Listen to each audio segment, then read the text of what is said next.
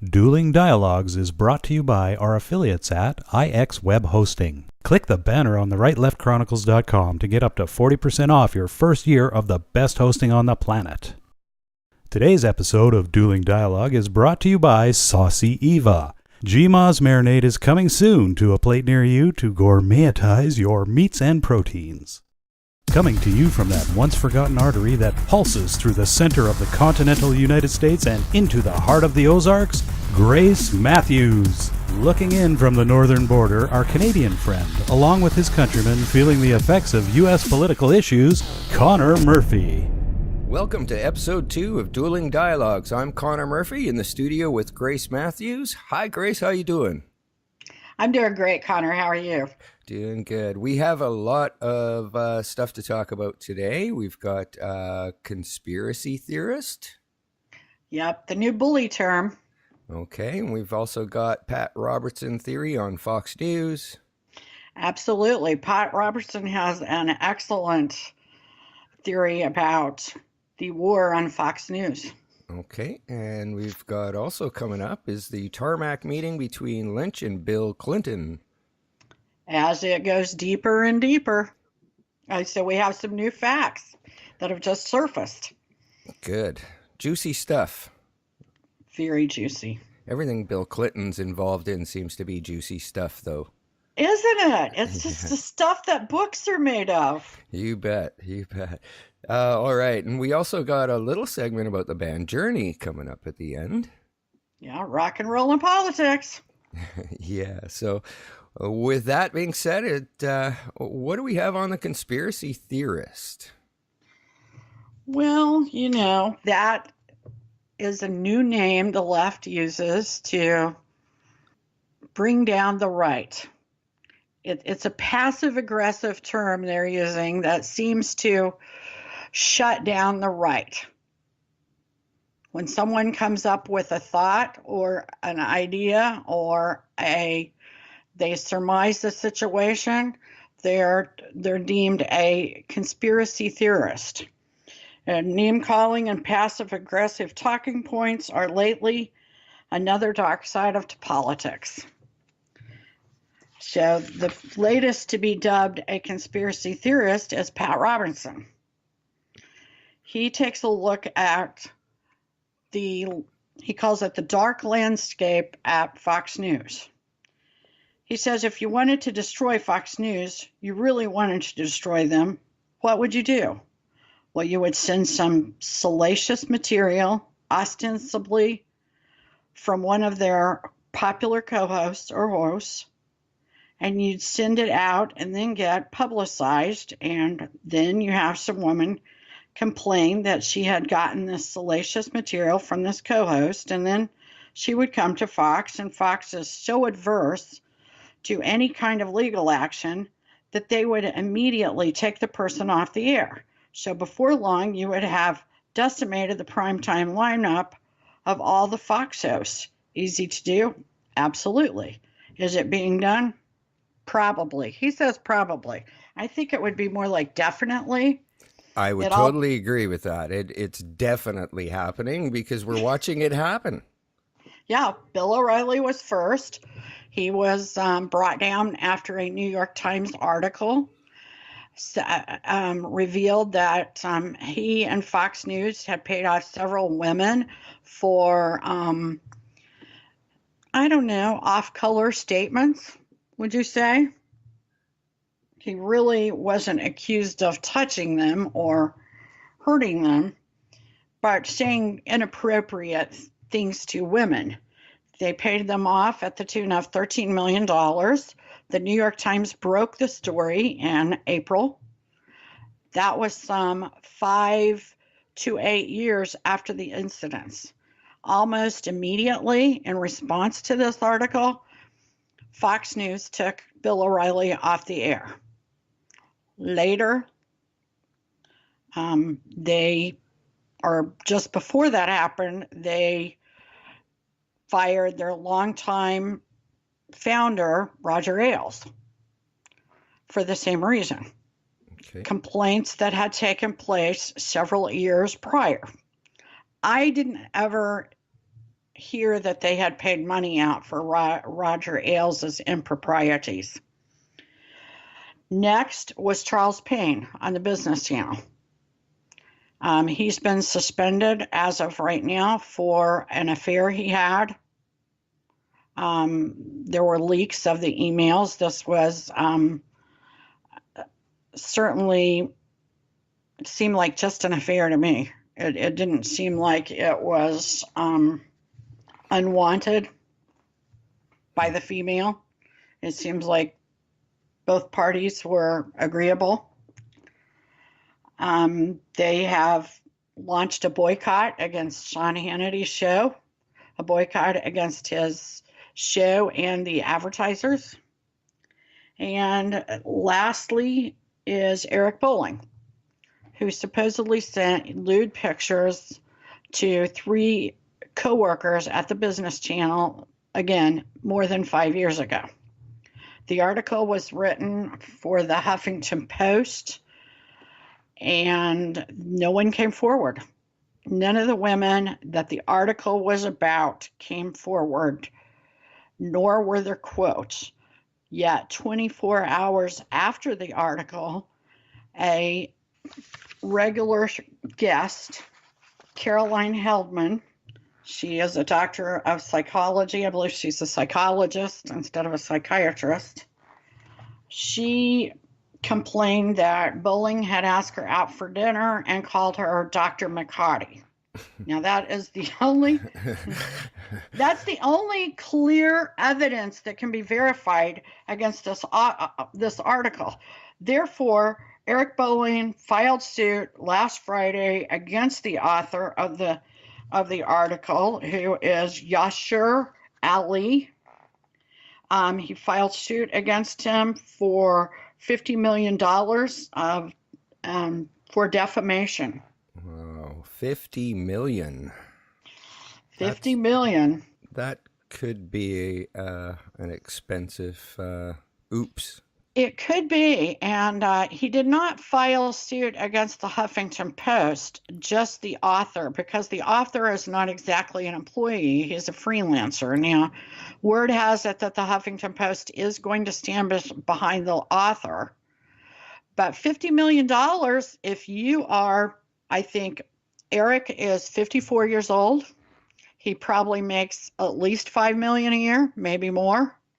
If his career is destroyed, that's not an unreasonable amount. I guess you're right. You know, he probably has at least 10 years left. Exactly. And a lot of times those lawsuits will go to natural retirement age. And if that's the case, it would be exactly right. And there would be no inflation there. Oh, okay. But, well, this is getting a little bit disturbing because we've got quite an imbalance in media. It seems that all mainstream media is pulling left, and those that are out in right field seem to be out there alone and with big targets on their back, and the far left is just taking shots at them out there in right field. exactly. I was very disappointed to learn that George Soros and Media Matters had relaunched their blitz against Sean Hannity's advertisers. That scares me because of the precedents it sets. Right. You're almost using the advertisers as a tool to get what you want. And how long will it take for the advertisers to walk away from media? Altogether. Yeah. Altogether. Even the precedents it sets for books. I mean, where does it stop? And movies. I mean, this is, I hate it when someone steps out and sets a precedent and they don't think about the long-term effect and where it will lead. George Soros has lots of money. He doesn't need any money. Yet he has brought in these other media companies like MSNBC, CNBC, CNN, etc., to boycott Sean Hannity's advertisers. Now, what makes these people think that at some point in time that's not going to be flipped around on them? And somebody's going to come after their advertisers. Sean Hannity's people already tried that with the Rachel Maddow show, and that did cause MSNBC to think twice back in May and step back from this. I have to call it a war, a media war. But it looks like George Soros has reignited it, and we'll see where it goes. But as a writer, I don't like it. It scares me. Right. Well, look, it's also happened to Megyn Kelly. You're exactly right. I forgot about that. Yeah, when she had Alex Jones on the show, and all of a sudden, advertisers were dropping left, right, and center. So it was another good example of how, the other media outlets or the far left is using advertisers as a tool to get what they want. And it's quite disturbing. Yes, and she's not recovered from that. And one of the reasons NBC paid her $18 million a year was because they could charge more, at least they believed they could charge more for advertisers. Instead, they had the other extreme happen, advertisers dropping off. And that wasn't even through a boycott. Those advertisers decided to do that on their own, which I believe that precedence was set through the Bill O'Reilly issue and the Sean Hannity. Yeah, you're probably right on that one as well. I would say I'd agree with you 100%. Yeah, they would have never thought of it. Although I'm not a big Megyn Kelly fan. Oh, I'm not either. Not at all. That's never a whole was. That's a whole other show. That's a whole other episode. In fact, if you want to know more about that, we have some really good articles on our site about that. Yeah. The Right Left Chronicles. Check it out. All right. So Bill Clinton back in discussion again. One toke over the line. Anybody that says they didn't inhale is a liar. You better believe it. Yeah. But this time it's the Tarmack Summit. Meeting with another woman. Surprise. Yeah, surprise. Okay, we've all heard that he and Loretta Lynch met last July 27th, back in 2016, the day before Hillary testified with the FBI on her email incident. They claimed they had talked about golf and grandchildren. Well, according to the LegalInsurrection, that might have been a little more. The American Center of Law and Justice has released 413 pages of memos obtained from the DOJ that show that a Tarmack Summit was planned and that the media was working with the Obama-Lynch DOJ to downplay and bury the entire incident. Furthermore, not only was Comey's FBI less than forthcoming, but the emails reveal that Clinton's and Lynch's security details coordinated prior to the Tarmack Summit.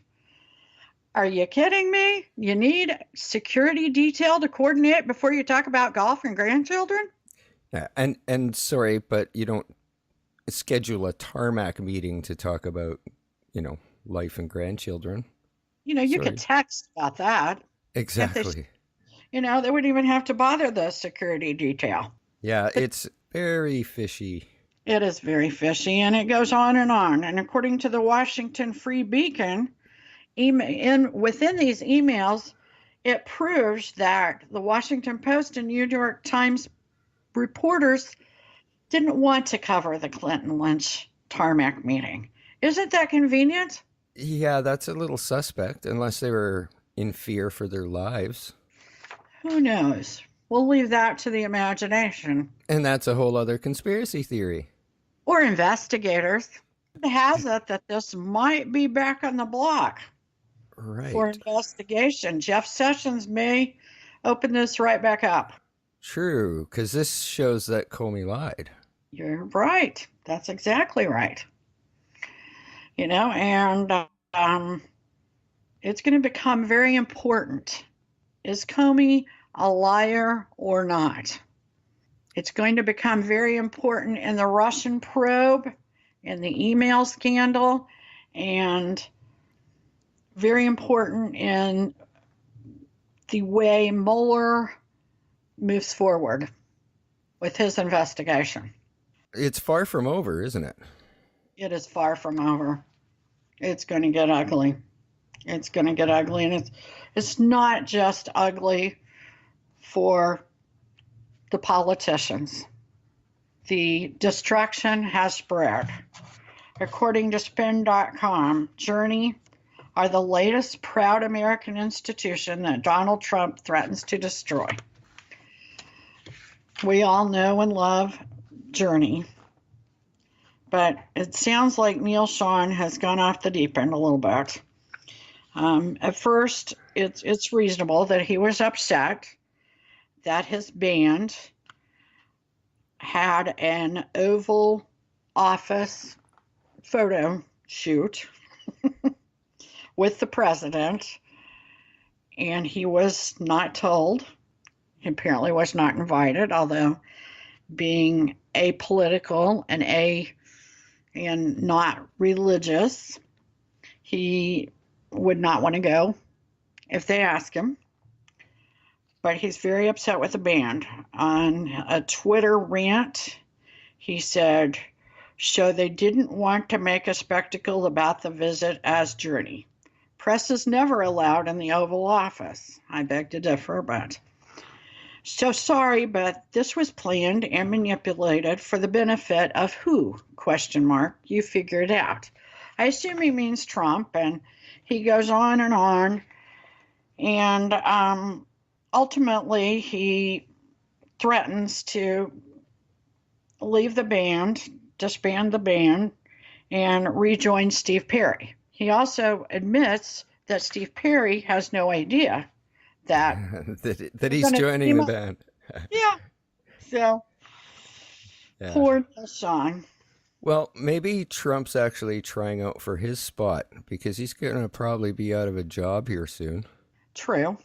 I'm kind of thinking it would be ironic to see that happen because, his big thing is you're fired.